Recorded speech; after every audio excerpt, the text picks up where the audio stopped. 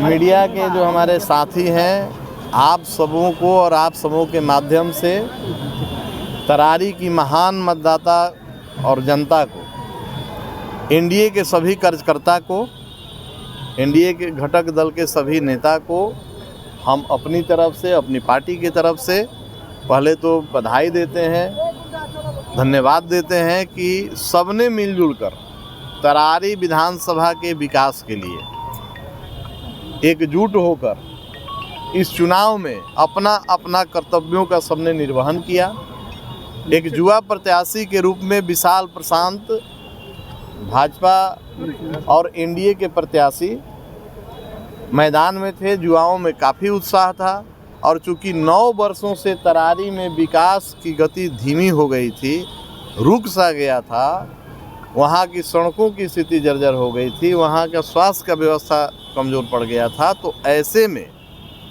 वहाँ के गरीब मतदाता भी इस बार जागृत होकर विकास के नाम पर उन्होंने, और एनडीए के जो नेता हैं हमारे माननीय मुख्यमंत्री नीतीश कुमार जी के नेतृत्व में और भाजपा और देश के यशस्वी प्रधानमंत्री आदरणीय नरेंद्र मोदी जी के नेतृत्व में डबल इंजन की सरकार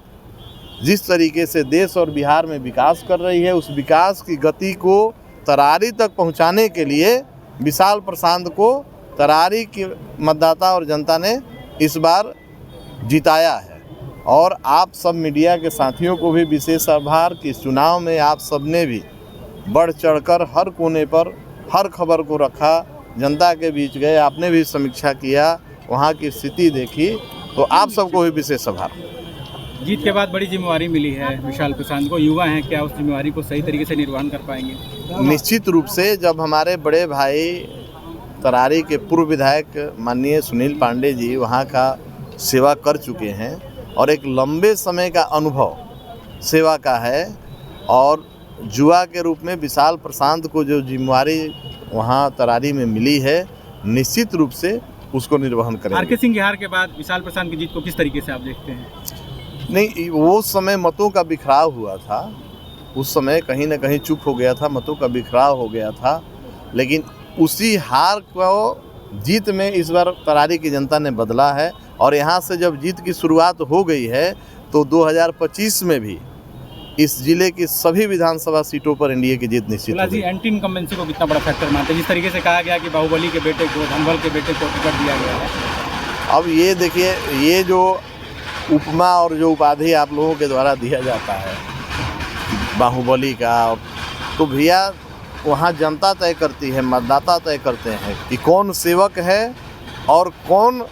मौका मिलने पर अपने सेवा में लग जाता है। तो ये आज के परिणाम से तो ये स्पष्ट हो गया कि हम लोग जनसेवक हैं, चाहे हमारे बड़े भाई साहब हों। अब विशाल प्रशांत को वहाँ जनता ने चुना है तो सेवक के रूप में चुना है, और सेवा भाव से ही दिलों पर हम लोग राज करते हैं, और कहने वाले चाहे जो करते रहे। पांडे बंधु पिछले 10 साल से पूर्व माननीय थे, नई विरासत मिली है नई पीढ़ी के बच्चे को, क्या लग रहा है कि राजनीतिक वनवास कहीं ना कहीं आप लोग हाशिए पे थे, उस हाशिए को इस चुनाव ने खत्म किया है? हाशिए पर हम नहीं कह सकते, क्योंकि क्या है कि क्षेत्र में लगातार हम लोग बने हुए थे, लोगों की सेवा में लगे हुए थे, और उसी सेवा भाव से हम लगे रहे, और उसी का परिणाम मिला कि तरारी की जनता ने तुलनात्मक देखा कि जो पहले माननीय विधायक सुनील पांडे जी ने जिस तरीके से तरारी को सजाया था और जो 9 साल में उसको उजाड़ने का काम किया गया, तो जनता ने उसको अपने तराजू में तौलकर और अपना फैसला कर दिया है, न्याय कर दिया। एक अंतिम आखिरी सवाल है,